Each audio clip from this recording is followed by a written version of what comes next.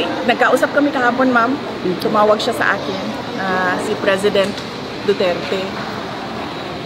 At sinabi niya sa akin na diretsuhin ko na daw yung mga tao na bumoto straight ng PDP laban. Huwag na daw magpaligoy-ligoy pa. Sabihin na daw diretsyo at ipaintindi sa mga tao kung bakit kailangan nilang bumoto straight ng 10 na mga senators ng Duterte ang tawag nila sa sarili nila, ma'am, dahil hindi sila lahat galing sa isang partido lamang, no? 6 yung galing sa partido nila President Duterte at 4 yung guest candidates. So nagkausap kami habang nasa ferry ako mula Toledo, Cebu, papunta dito sa San Carlos City, sa Negros Occidental. Medyo matagal yung pag-uusap namin, ma'am. Yun ang sinabi niya sa akin. So, yes. Ibig sabihin, VP, sama ka sa mga campaign sorties nila?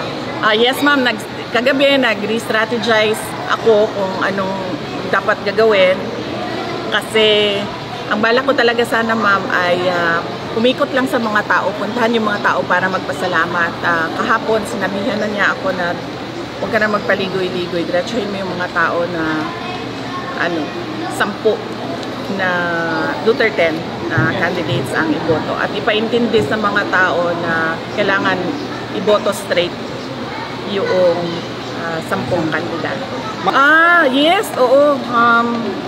Kailangan na siguro mas magandang at mas maayos na plano para sa mga evacuees dahil mahirap talaga ang tumagal sa evacuation center at hindi na ako magpaligoy-ligoy pa, diretso ninyong iboto ang 10 kandidato ng Duterte, si Bato de la Rosa, si Bongo, si JV Hinlo, si Raul Lambino, si Jimmy Bondoc, si Philip Salvador, si Apollo Kibuloy, Vic Rodriguez, Rodante Marcoleta at Richard Mata.